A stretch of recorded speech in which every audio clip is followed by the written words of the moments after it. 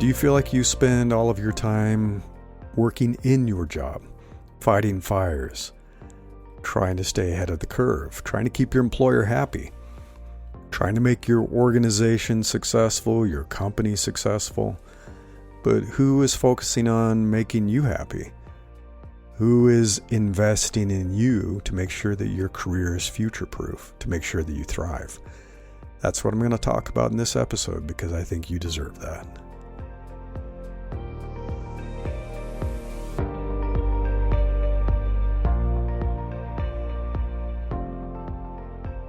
I'm Larry Cornett, and this is Invincible Career. If you go to newsletter.invinciblecareer.com, I'm going to include a few links for you to get more information and to check out some of the retreats and workshops that I'm talking about. One of the things that I've been discussing with a few old colleagues and friends, people I've known for 20, 30 years, is this desire to return to the real world. I think we all are a little bit burned out, tired of the impact of the pandemic, shifting to this remote-only world, even if it's a bit hybrid now. You know, sitting behind a Zoom screen. I know some folks that make a commute to the office and then they actually end up sitting on their laptop. Isn't that funny? They sit on their laptop and they talk with coworkers or in other parts of the country around the world. Sometimes they don't even have coworkers who are in the same office. And so we're a little burned out. We're a little tired of this online life. And I bet that many of you listening feel like we do. We miss those in-person events, those conferences we used to go to, the workshops. If you were lucky enough to be able to go to a retreat to invest in yourself. So we've been talking about putting this together and testing it out. So that's why I'd love to have you go check it out and give us your input on it. Some of the things that I've been thinking about is taking my online workshops that I've been doing and offering a IRL version of that in the real world, right? In real life. I'm not so sure if I'm going to do that with my goal workshop. So I have a goals workshop that usually kicks off in January every year, trying to help people identify what their big goals for the year are and then build a plan to go after it, to actually create a strategy and a plan and a roadmap, plan out those daily habits and activities, weekly things that you have to do to make progress and to be held accountable so you actually can achieve those goals. Instead, I shifted that into the newsletter, and you may have noticed that I've offered that workbook and releasing additional segments for that workbook every week. It's really about helping you achieve your goals this year. So I don't really see a need to bring that format into the real world. I think you have enough of that with what I'm doing with the newsletter. But I do have a job search and interview workshop, kind of the job quest, the Invincible Job Quest, that I think would make sense for either a 1-day or 2-day workshop where that could be done in the real world in a group setting where we could practice interview techniques together, negotiations, dealing with questions, being able to present yourself in front of a group and do those group interviews, which are pretty common now. So I will probably look at it doing something like that. Maybe test it in the Bay Area of California, up here where I live, probably test it around the Lake Tahoe area. Would love to travel and do it in other parts of the country. It really depends on demand. So if there's enough demand, I'm happy to fly and find a venue and set that up and do it on the East Coast, do it in the Midwest, do it other places. The other thing that I've been working on is something I'm starting to call the exit blueprint, but that is for folks who've been in their career 15, 20 plus years, had a good career, kind of tired of it. Kind of at that point where it's like, okay, what's next? How do I ease into semi-retirement via self-employment. I think a lot of people have not saved up enough of a nest egg they can just cash out and fully retire in their late 40s, early 50s. So they're going to have to augment their income a little bit. They can't just live off their investments.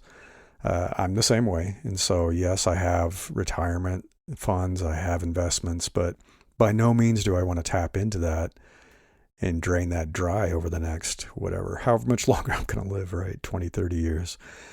So I'm self-employed, but it is under my own rules, right? So I have set up my life to live it the way I want, to work the way I want, to work with the people I enjoy working with, and to work wherever I want, which can be remotely, it can be in a coffee shop, whatever it might be.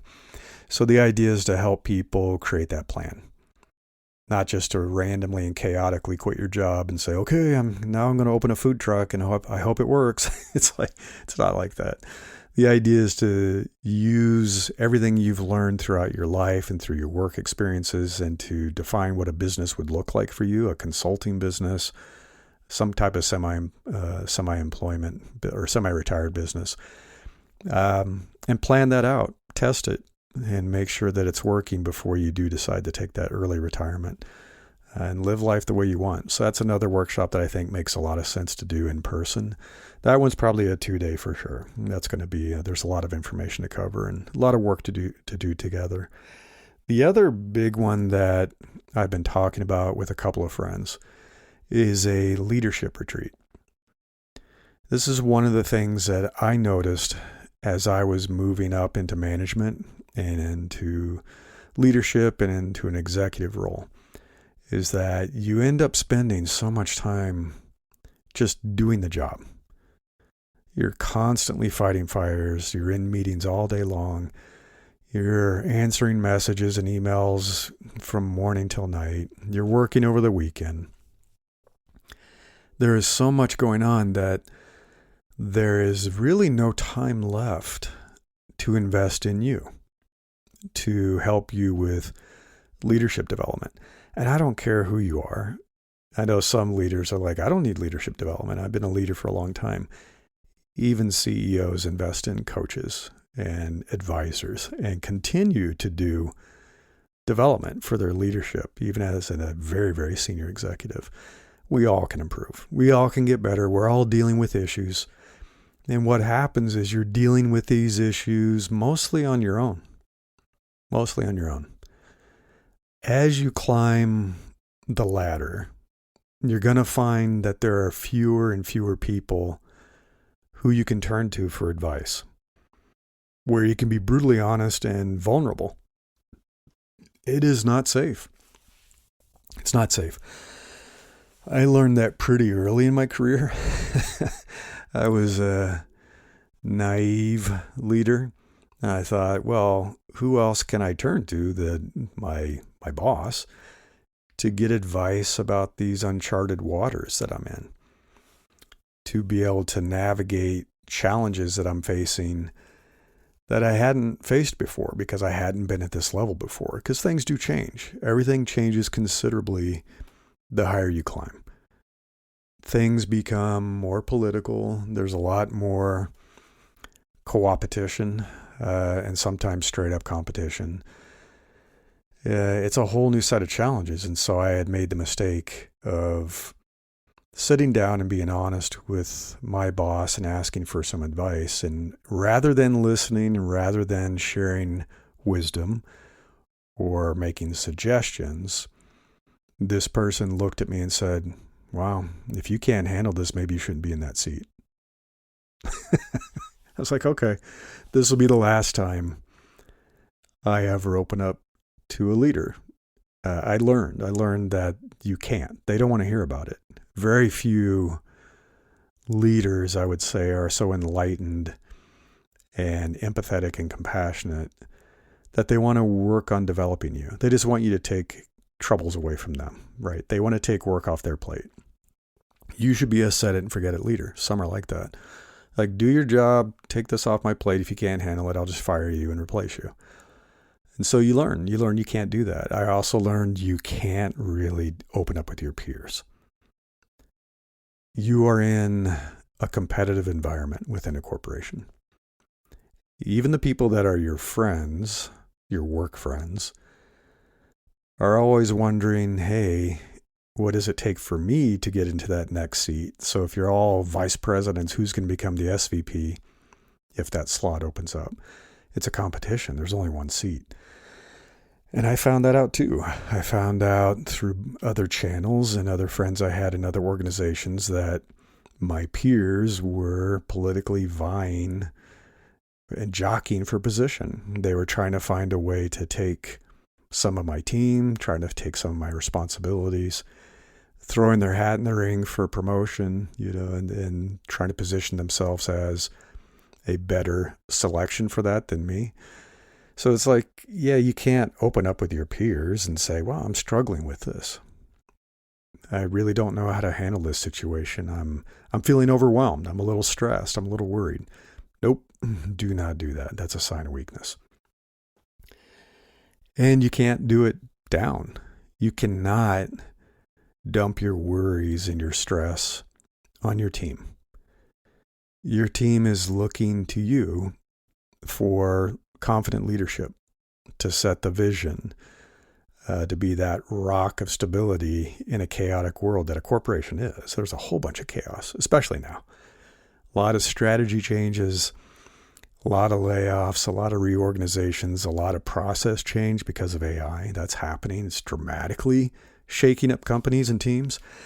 Last thing they need is you running around as their leader, acting worried or stressed, saying, wow, I'm really worried about this. I don't know what's going to happen. What do you guys think? What should we do? They do not want to see that. So you have to be confident and secure and listen to their troubles. That's your job as a good leader. Help them solve their problems, but you don't dump your problems on them. Any more than a parent should be dumping their problems on their children. I know some people do, but you shouldn't. Your kids don't want to see their parent feeling vulnerable and shaken and unsure about what to do. They look to you for strength and confidence and stability. So what do you do? What do you do? Well, one of the things that I always recommend is that people should form an inner trusted circle. I call it kind of a circle of advisors or whatever you want to call it, but something that's around 3 to 5 people at the most. You don't want a huge group. And these are people that are probably going to be outside of your company. It's very challenging to find this kind of support within the same company. Very challenging.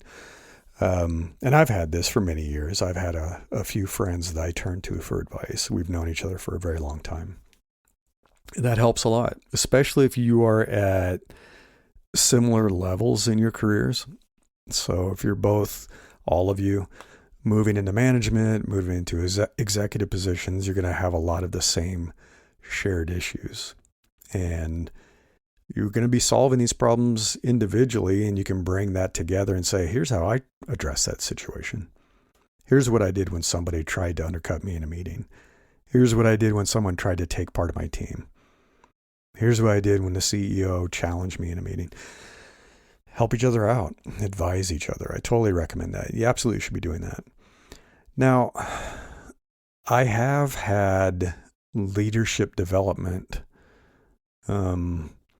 workshops, courses, books, all that kind of stuff when I was inside corporations. And I've gone to conferences and I've done that kind of stuff too. The thing that I've noticed is that it's really hard to do this within the walls of the corporation. And I'm not necessarily talking about the physical walls, even if it's virtual and you're all working remotely and see each other over Zoom or Teams or whatever you're using. It's hard.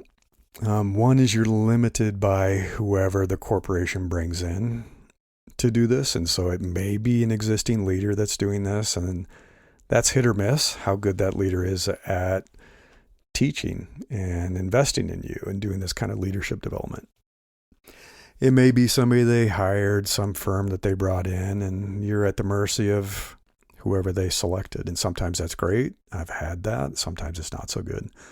It's kind of like, why am I spending 3 days doing this? I'm not learning anything. The other issue with this and I've totally experienced this. You are in this meeting, this workshop. Back in the day, it was on campus, or maybe you go off campus with your peers and your boss sometimes. Often the very issues you are having as a leader are with those people, right? You're having a problem with a peer who's not delivering what you need on time. You're having an issue with your boss. You're having problems with a more senior leader in another organization who's threatening you and your team. Are you going to raise your hand in that meeting and say, yeah, that VP over there, wow, such a jerk. I'm having so many problems with that guy. How do I deal with him? I literally had that in the meeting where they're like, who's an executive you're having conflict with, and how can we help you with that issue? It's like, I'm not going to stand up in a meeting and call that guy out. It'd be the kiss of death for my career in that company. And so, yeah, you can't even be honest and vulnerable and authentic in the very leadership development meetings that you need, because those people are in the room with you. You just can't. And what I also saw happen is, because of the nature of that, people were constantly being pulled away from the workshop, from the meeting. When it was in the physical corporate wall, somebody'd come knock on the door and say, oh, I need that person, and it's really urgent. We have to go deal with this issue. You're constantly being interrupted, being pulled away. And that happens even if you're doing things offsite. So sometimes we would do offsite quote retreats. But again, it was with the whole kind of corporate structure, and everybody had their phones and their laptops and was distracted. And yeah, it just didn't work that well. And so that's why we're thinking of doing these retreats. One, it gets you out of the corporate walls, whether that's physical or virtual. You're no longer within that corporate entity being distracted by your responsibilities, being pulled away by meetings, being pulled away by other employees. And so you feel free to kind of set that aside for a couple of days and just focus on you. Focus on what you want to do to continue to develop as a manager and a leader. The other thing is, it's with people who are at your same level, but not in your company. So these are not competitors. These are not people who are going to listen to you and say, oh, I can't wait to get back to the office on Monday and tell Bob what you said about him. It's not, you can feel safe. It's a safe space. It's a confidential space. And so you have people who are at your level that understand what you're dealing with, but they're all in different environments. So they have different experiences, different, shared wisdom they can bring to the table, different ways of approaching things, different perspectives, obviously. And they're not your competitors.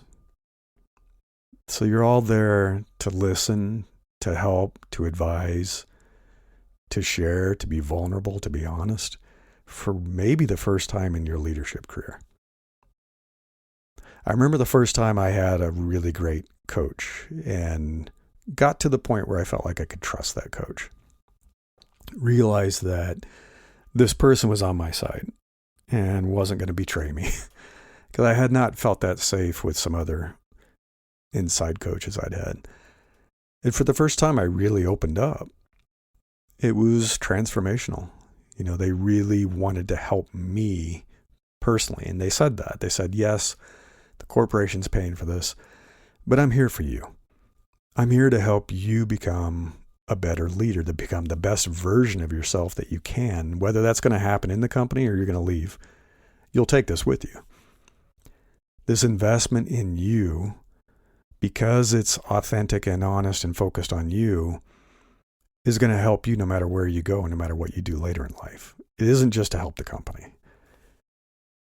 And so I think that's super important for this to be successful.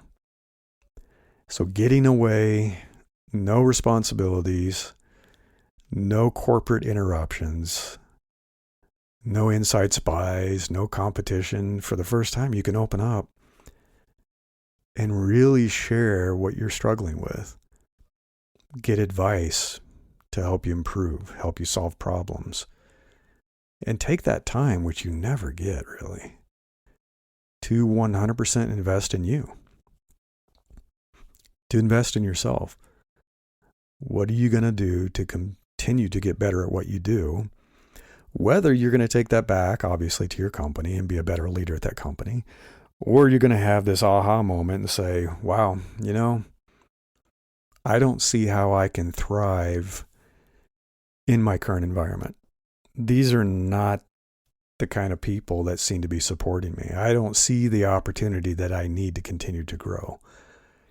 Maybe it's opened your eyes for the first time. You're like, I'm going to have to find a better place to be if I want to continue to grow as a leader, and whether that's going to be in another company or doing your own thing, becoming a consultant, whatever it might be.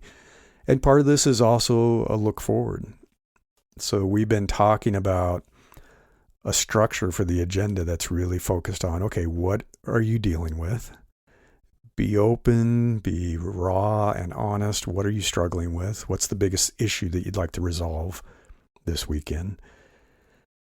And then let's focus on that. Let's focus on what it means to rewrite your leadership operating manual.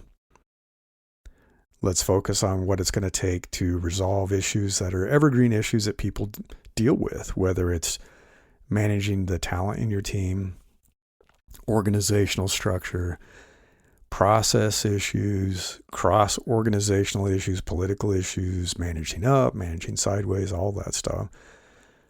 Also just facing this issue of what does it mean to be a leader in the age of AI now that they're flattening organizations more, now that they're expecting everyone to do more, to be capable of more. Corporations are running headlong into using AI. And so it is completely disrupting processes and teams and everything that we do, the way we do our work. And so rather than fighting that or ignoring it, because you can't really, unfortunately, embracing it and saying, okay, how do I make this part of my toolkit? What does it mean for me to use AI, for my team to use AI, for whatever our profession is to use AI? What does this mean for how we do our work and how we move forward and how we stay relevant? How do you stay relevant and useful and valuable so that you don't lose your career too soon?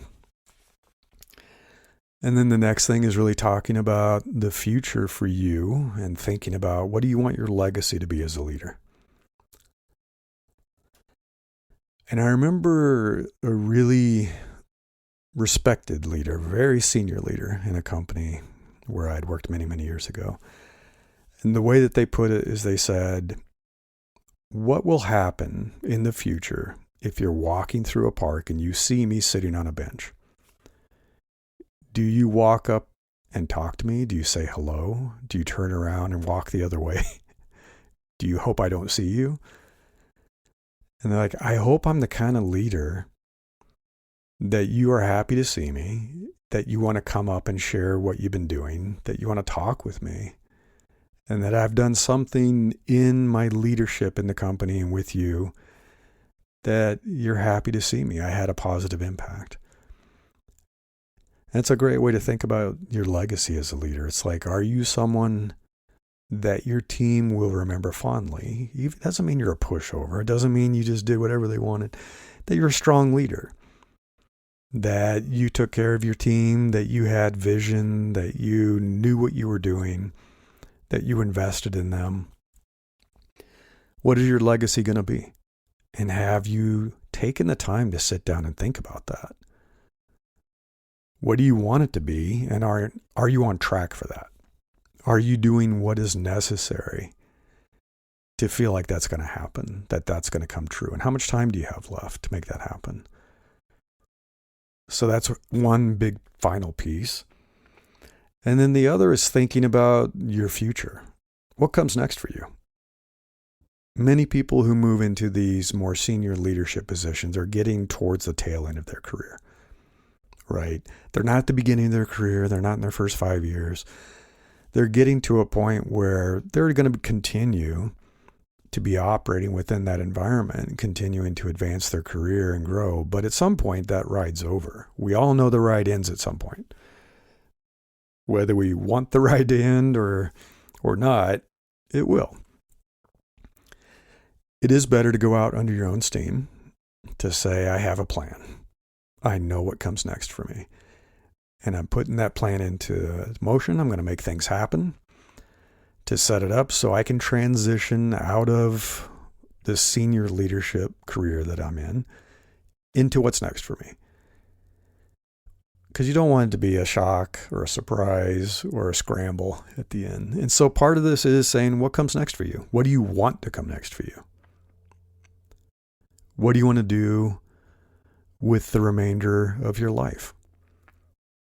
And it doesn't necessarily have to be some type of employment or even a business, but you do want some sense of purpose. You want something that you're doing that gives your days meaning, that makes you get out of bed in the morning. You will notice that a lot of people give back, right? They do some mentoring, they do some coaching, advising, whatever it might be. They want to take what they've learned and give back and help other people. So it can be anything, maybe contributing to a cause that you care about, being part of that, but being intentional about that. So what comes next for you? What do you want it to be? And how do you put a plan in place so that over the next 5, 10, 15 years, whatever it might be, you're making progress to stepping away from your full-time job into this thing, and it feels pretty effortless and pretty seamless, which I think is pretty important. So that's generally the idea that we're looking at for this leadership retreat, at least. I'm going to include links. So if you go to newsletter.invinciblecareer.com, you should be able to find this episode. I'm not sure what I'm going to name this newsletter yet. I'll have to think about it, this article. But I'd love to get your input. And if you're interested in any of these workshops, whether it's a job search workshop or it's a business planning workshop to think about your exit, that if you're thinking about easing into self-employment or consulting or something like that, or you're a manager or leader and you're thinking, yeah, I'd love to get away for the weekend and invest in myself, figure out how to get better at what I'm doing, figure out how to stay relevant, figure out how to be happy and successful and fulfilled in my career, and do it in a place that's enjoyable. We are looking at places like Lake Tahoe, for example, some places in the Bay Area. We want it to be someplace where you can get away, you can focus on this, you can have some fun, be in a beautiful environment. Maybe we go do some hiking, we do some boating, whatever it might be, but it's going to be a complete and total investment in you in a safe space. That's really the whole plan. That's really what we want to put together for you. So yeah, check that out. Give us your input. Let us know if you're interested so that we can keep you up to date on the planning for that. And would love to see some of you there. If nothing else, I'd love to get some feedback from you. Thanks. Until next time, I wish you the best of luck in becoming an opportunity magnet for the best things in life.